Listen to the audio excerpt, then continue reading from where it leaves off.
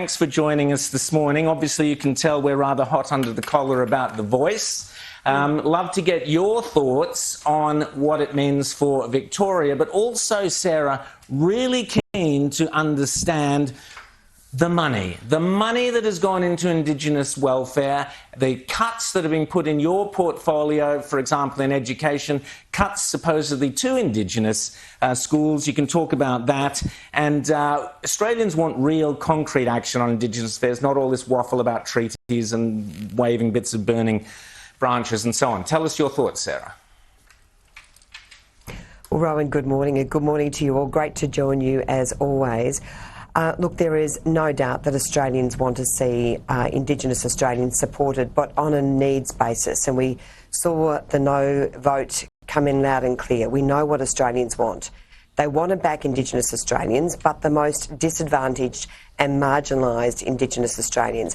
And in my portfolio, Rowan, there's a provision for Indigenous boarding schools, and yet this government, in the year of The Voice, actually cut funding to the on-country Indigenous boarding school program. And then we've also seen gross mismanagement of this program by the minister. Costs for schools have increased almost, threefold. Schools in the Pilbara and also in East Arnhem Land have skyrocketed, and yet the minister has not raised any questions. The minister has not said what's going on here, and now we see that the CEO and the Chief Operating Officer are paid jointly $815,000 and $815,000 over 18 months, exorbitant salaries, exorbitant operational costs, and this just builds the case for an audit. We definitely need James, you wrote about this brilliantly programs. This week, James. Yeah, Sarah, I want to ask about this here because, we wrote about this in Daily Telegraph earlier this week. The minister, Jason Clare, he says that, it was the Morrison government that failed to fund the schools properly. But you have revealed that, in fact, what happened was that they warned the new government, the Albanese government, of cost blowouts. The funding was there when they came into office, and then they warned about the cost blowouts, and they didn't do anything to actually top up these funds. Tell us more about that. That's right. So we had funded 4 Indigenous boarding schools, $75 million. And not only did the minister cut funding from that program, he didn't do anything about the increase in costs. So look, absolutely the government should have acted to add more money to the program, so these 4 schools should be delivered. But when these exorbitant cost blowout occurred, from 22 million to 64 million, ridiculous. The minister never raised question. What's going on here? Why can't we look at other forms of construction, such as prefabrication? We need to ensure that the most marginalised and disadvantaged Indigenous children in this country get a decent schooling. And of course now these kids are missing out while the minister is grossly mismanaging this program. And then to make things worse, as you say, James, and as you revealed, Senate estimates documents showed that the minister was not telling the truth. He tried to attribute blame to the former coalition government, saying these 4 schools weren't fully funded by us, when in fact they were.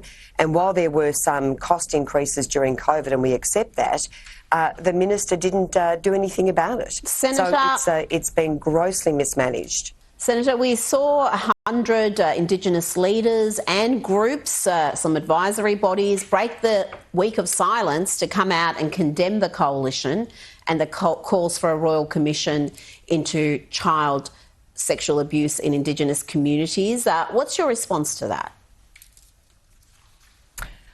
Look, I think that's a really sad occurrence that it's occurred, that this really important proposal for a royal commission into sexual abuse of Indigenous children has not been supported by the government. I say shame on the government. As you know, we're also seeking a full audit. Again, we have had no commitment from the government. So rather than the government listening to the activists, to the inner city elites and to the big corporations, it is time the government listened to ordinary Australians, because that's what the coalition has done. And that's why we've seen so many parts of Australia say no to The Voice, including all across regional Victoria and in the outer suburbs of Melbourne.